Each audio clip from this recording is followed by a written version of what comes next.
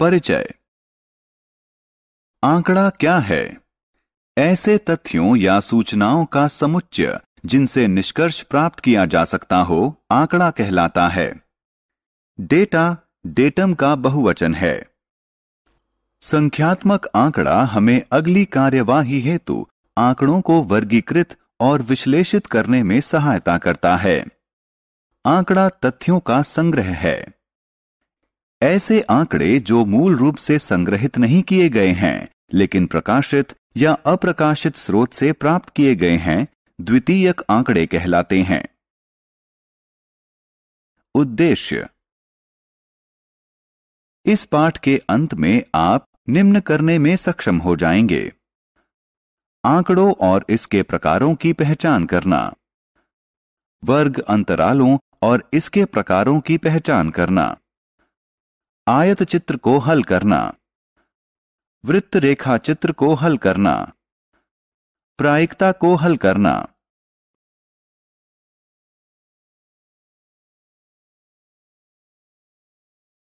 चित्र आलेख। संख्यात्मक आंकड़ों को चित्रों या प्रतीकों का इस्तेमाल करते हुए निरूपित करना चित्र आलेखन कहलाता है। चित्र आलेखों को पढ़ना भारी आंकड़ों को व्यक्त करना तो आसान है, लेकिन इनके माध्यम से सही मान नहीं व्यक्त किया जा सकता। यह एक कॉलोनी के लोगों द्वारा चुने गए खेल का चित्रात्मक निरूपण है।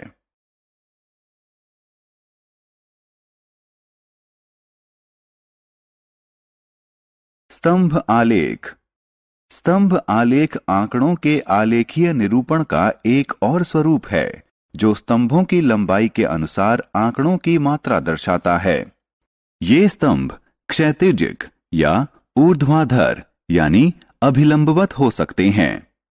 यह स्तंभ आलेख विभिन्न पशुओं की आयु निरूपित करता है। इस स्तंभ आलेख से हम पशुओं की आयु प्राप्त कर सकते हैं।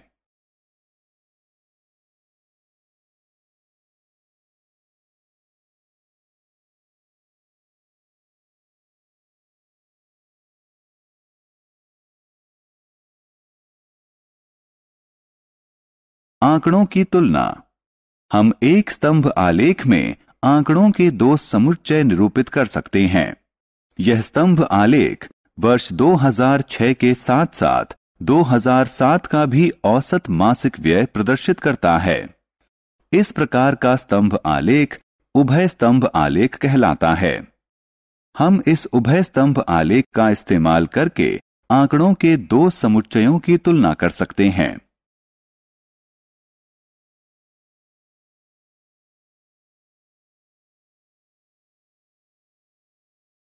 बारंबारता बंटन। आंकड़ों के प्रकार। कच्चे या अपरिष्कृत आंकड़े। कच्चे या अपरिष्कृत आंकड़े प्रारंभिक प्रेक्षणों का संग्रहण होते हैं जो अव्यवस्थित होता है। इस प्रकार की सूचना हम सर्वेक्षण के दौरान प्राप्त करते हैं। इसे दो प्रकार से वर्गीकृत किया जा सकता है: 1. असतत आंकड़े। 2. सतत आंकड़े। असतत आंकड़े।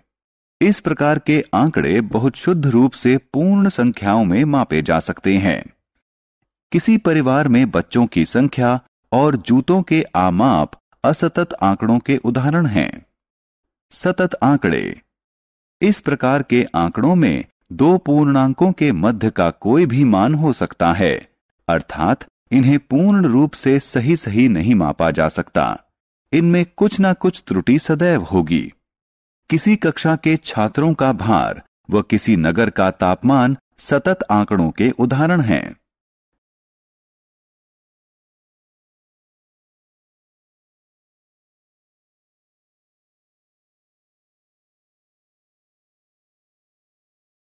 बारंबारता बंटन सारिणी। निम्न आंकड़ों को देखें। यह छात्रों द्वारा एक माह में अर्जित ग्रेड के विषय में बताता है। इस आंकड़े से हम छात्रों द्वारा अर्जित केवल एक माह की ग्रेड के विषय में जानकारी प्राप्त कर सकते हैं। आइए निम्नानुसार सारणी बनाएं। यह सारणी दिए गए आंकड़ों को स्पष्ट रूप से दर्शाती है। इस सारणी से हम प्रत्येक ग्रेड में छात्रों की संख्या के बारे में जानकारी प्राप्त कर सकते हैं। यह सारणी बारंबारता बटन सारणी के रूप में जानी जाती है। दिए गए आंकड़ों में कोई विशिष्ट प्रेक्षण जितनी बार पाया जाता है उसे उसकी बारंबारता कहा जाता है। बारंबारता बटन प्रदर्शित करता है कि कोई विशिष्ट वस्तु उस समूह में कितनी बार पाई गई है।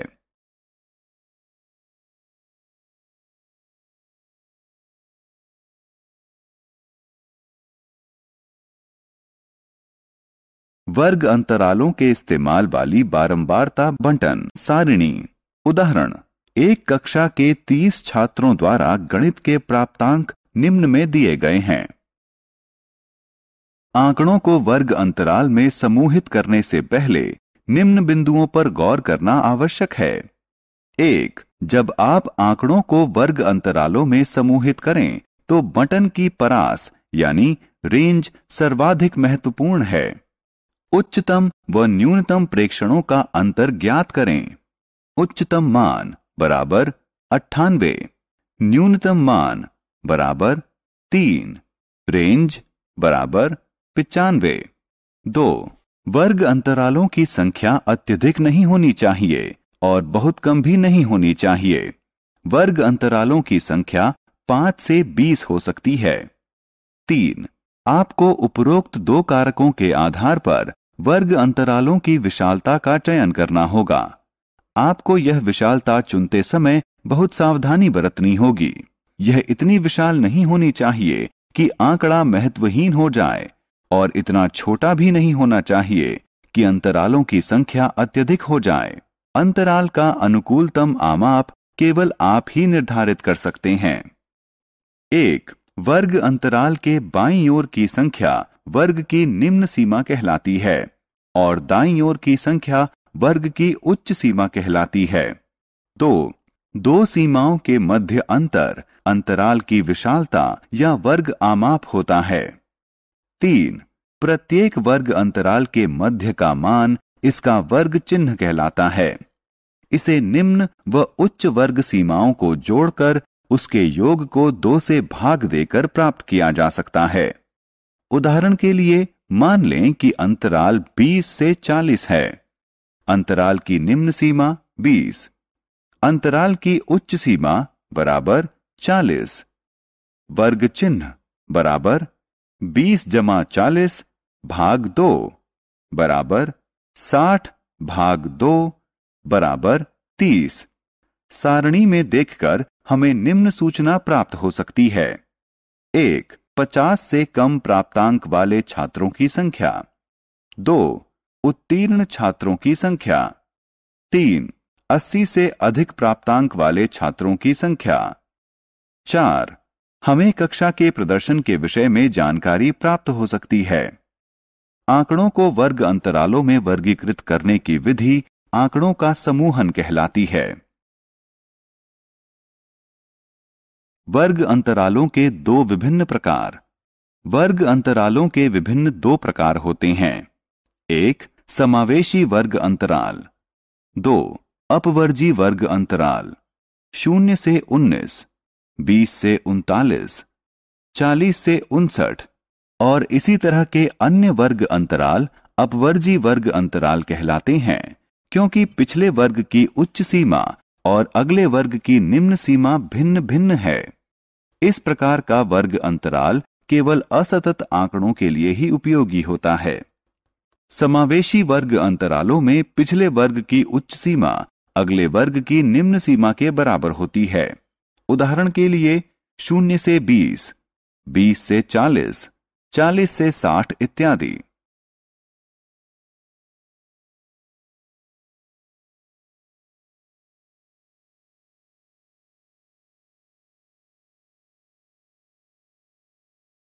आयत चित्र। आयत चित्र सतत चर के बारंबारता बटन का आलेखीय निरूपण है। आयत इस प्रकार निर्मित किए जाते हैं कि उनके आधार रेखीय पैमाने पर विभिन्न अंतरालों को निरूपित कर रहे हों और उनकी ऊंचाइयां प्रत्येक अंतराल में मानों की बारंबारता के समानुपाती हों।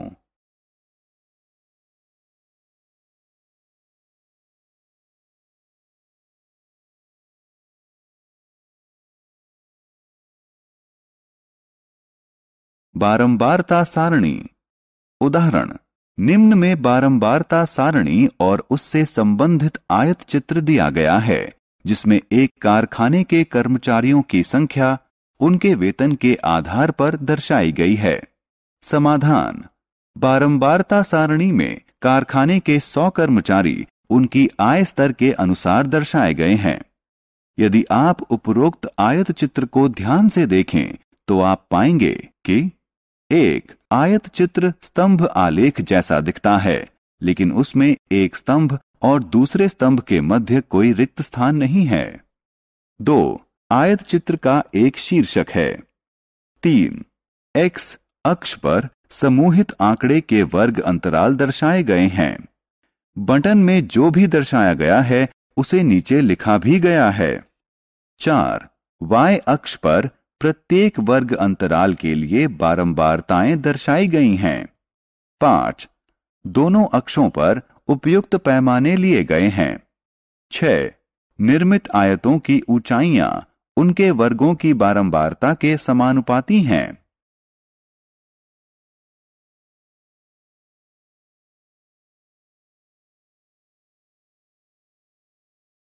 वृत्त आलेख। 2 भागों में बटे हुए वृत्त आलेख के दोनों भाग संबंधित सूचना के कुछ अंश का आमाप प्रदर्शित कर रहे हैं। वृत्त आलेखों का उपयोग उन अंशों के आमाप को प्रदर्शित करने के लिए किया जाता है जो समष्टि का निर्माण करते हैं। वृत्त आलेखों को पाई आलेख के रूप में भी जाना जाता है।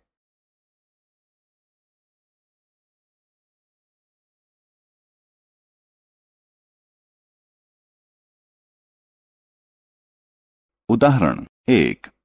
एक स्कूल के छात्रों के पसंदीदा रंग निम्न सारणी में दिए गए हैं। इनको वृत्त आलेख में निरूपित करने से पहले हमें निम्न कदम उठाने होंगे। 1. समष्टि अंशों को ज्ञात करना। 2. समूहों की संख्या की गणना करना। 3. ज्ञात करना कि प्रत्येक समूह के किस भिन्न में समष्टि है। 4. केंद्रीय कोण ज्ञात करना और उसी के अनुसार आलेख बनाना। हल, छात्रों की कुल संख्या बराबर 200, समूहों की संख्या बराबर 5।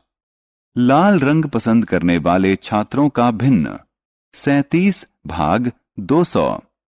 केंद्रीय कोण 37 भाग 200 गुणा 360 डिग्री बराबर 66.60।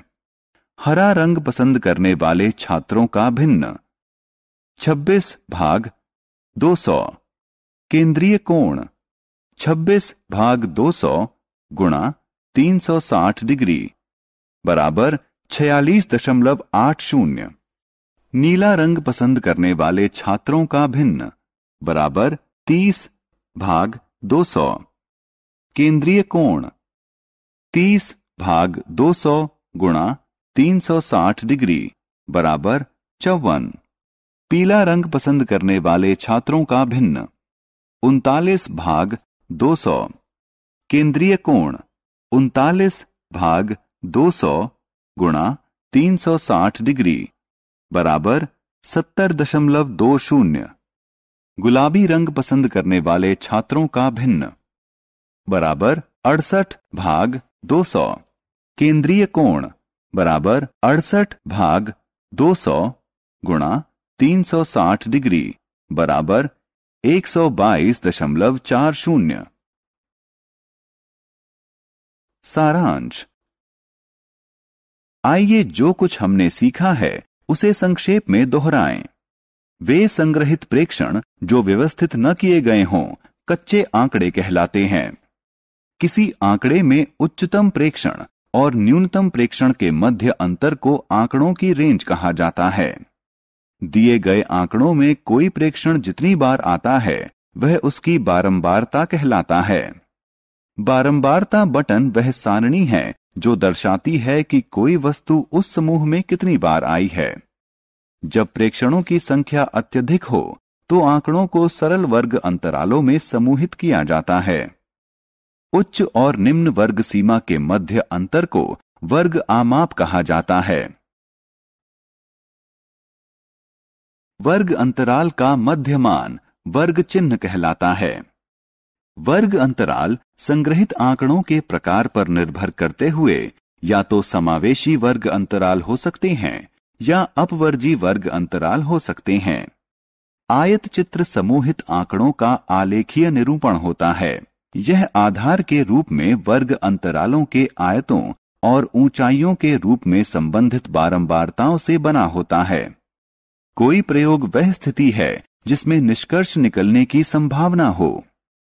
निष्कर्ष वह परिणाम है जो किसी प्रयोग के एक ही प्रयास में प्राप्त हो। कोई अनुवृत्त किसी प्रयोग का एक या अधिक निष्कर्ष हैं।